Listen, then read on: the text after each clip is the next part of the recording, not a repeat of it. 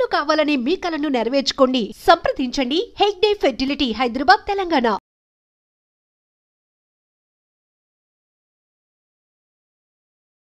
Metro హైదరాబాద్లో మెట్రోకి చాలా demand ఏర్పడింది. 2017లో ఎప్పుడైతే మెట్రోని స్టార్ట్ చేశారో క్రమక్రమంగా అట్లా మెట్రో వైపు మళ్ళినటువంటి చాలామంది అంటే లాంగ్ జర్నీస్ ఎవరైతే చేస్తారో వాళ్ళు మాత్రం మెట్రోలోనే బెస్ట్ అనుకుంటున్నారు. ఎందుకంటే ట్రాఫిక్ ఒక్కటే కాదు, అట్లాగే టైం కూడా కలిసి వస్తుంది.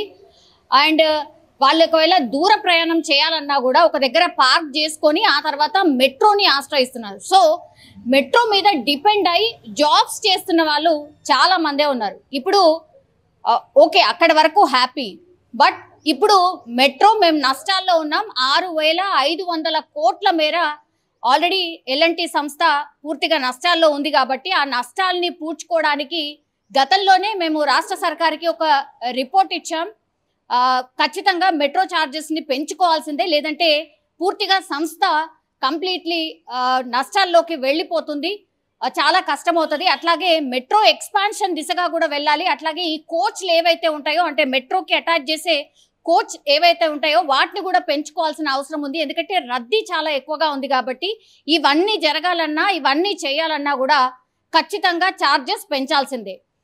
6,500 కోట్ల మేర మెట్రో నష్టపోతే పెంచుకోవడం అంటే ఈ ఛార్జెస్ పెంచుకోవడం తప్పించి వేరే మార్గం లేదు. ఇప్పుడు మినిమం ఛార్జ్ మెట్రో ఛార్జ్ది ఒక స్టేజ్ నుంచి జస్ట్ ఒక స్టేజ్ నుంచి ఇంకో స్టేజ్కి వెళ్ళాలంటే మినిమం ఛార్జ్ 10 రూపాయలు, మాక్సిమం 60 రూపాయలు. సో 50% మేర పెరగబోతోంది అంటున్నారు. అంటే ఒకవేళ 10 రూపాయలు అనుకోండి, ఒక స్టేజ్ నుంచి ఇంకో స్టేజ్కి వెళ్ళడానికి 10 రూపాయలు అంటే అందులో 50% ఛార్జ్ అనుకోండి, సపోజ్ 5 రూపాయలు పెరిగే ఛాన్స్ ఉంది. అట్లా 10 నుంచి 60 రూపాయల ఛార్జ్ ఉన్నటువంటి వాటికి అన్నిటికీ కూడా 50% పెంచితే కానీ ఇప్పుడు మెట్రో వాళ్ళ నష్టాలని పూడ్చుకోలేదు, అట్లాగే ఎక్స్పాన్షన్ దిశగా ఆలోచించే అవకాశం లేదంటూ ప్రభుత్వానికైతే ఒక ప్రపోజల్ పెట్టినట్టుగా చెప్తున్నారు. అట్లాగే మొన్న రీసెంట్లీ బెంగళూరులో కూడా 44% మెట్రో ఛార్జెస్ పెంచాము.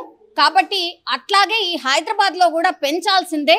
సో ఖచ్చితంగా పెంచే అవకాశాలే ఎక్కువగా ఉన్నాయి అనేటువంటిది కూడా మనకు వినిపిస్తున్నట్టు. ఓకే 50% పెంచుతారా లేకపోతే దానికంటే తక్కువ పెంచుతారా అనేది సెకండరీ, బట్ పెంచడం మాత్రం తథ్యం అంటూ ఇప్పుడైతే ఒక వార్తనైతే వినిపిస్తోంది. సో 10 నుంచి స్టార్ట్ అయ్యి 60 రూపాయల వరకు ఉన్నటువంటి ఛార్జెస్ని ఇప్పుడు 50% పెంచుకుంటే గనక నేను ఇంతకు ముందు చెప్పినట్టుగా అన్ని ఛార్జెస్ పెంచే అవకాశం అయితే ఉంటుంది. సో 59 హాలిడే సేవర్ కార్డ్ ఏదైతే ఉందో మెట్రోకి దాన్ని కూడా పూర్తిగా క్యాన్సిల్ చేసేసిండ్రు. అంటే 59 రూపాయలతోని కార్డ్ కొంటే పూర్తిగా డే అంతా కూడా పూర్తిగా ప్రయాణం చేయొచ్చు, ఎన్ని టైమ్స్ అయినా.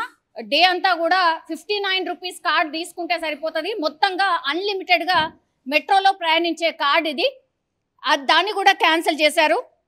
అట్లాగే రద్దీ ఎక్కువైన టైంలో 10% రాయితీని కూడా ఎత్తేసిండ్రు. సో దీని మీద ఇప్పుడు ఎల్ఎన్టీ సంస్థ ఆర్ మెట్రో సంస్థ ఏదైతే ప్రయాణికులను ఆకర్షించడానికి ఆర్ ప్రయాణాలు ఎక్కువగా మెట్రో ద్వారా చేయడానికి ఏవైతే రాయితీలు ఇచ్చిందో లేకపోతే ఆఫర్స్ ఏవైతే పెట్టిందో వాటన్నిటిని కూడా క్యాన్సిల్ చేయడం జరిగింది. బికాస్ అది కూడా కొంత నష్టానికి కారణంగా భావిస్తున్నారు మెట్రో అధికారులు. సో దాన్ని కూడా ఎత్తేసిన సిచ్యువేషన్. 2022లో రాష్ట్ర ప్రభుత్వాన్ని కోరింది మేము ఛార్జెస్ పెంచుకుంటామనేసి. అంటే 3 ఏళ్ళు అవుతోంది, ఇంకా కూడా ఛార్జెస్ పెరగలేదు. అందుకని 6,500 కోట్ల మేర ఇప్పుడు ఎల్ఎన్టీ సంస్థ ఆర్ మెట్రో సంస్థ నష్టాల్లో ఉంది. యాక్చువల్లీ వీటన్నిటికీ రీజన్ ఏంటంటే మెట్రో రైల్వే ప్రజలకు సేవలు అందిస్తోంది ఒకటి, మెట్రో రైల్ ప్రస్తుతం నష్టాల్లో ఉంది. కాబట్టి ఆదాయ మార్గాలు మెరుగుపరచుకోవడానికి ఒక ప్రయత్నం చేసే దిశగా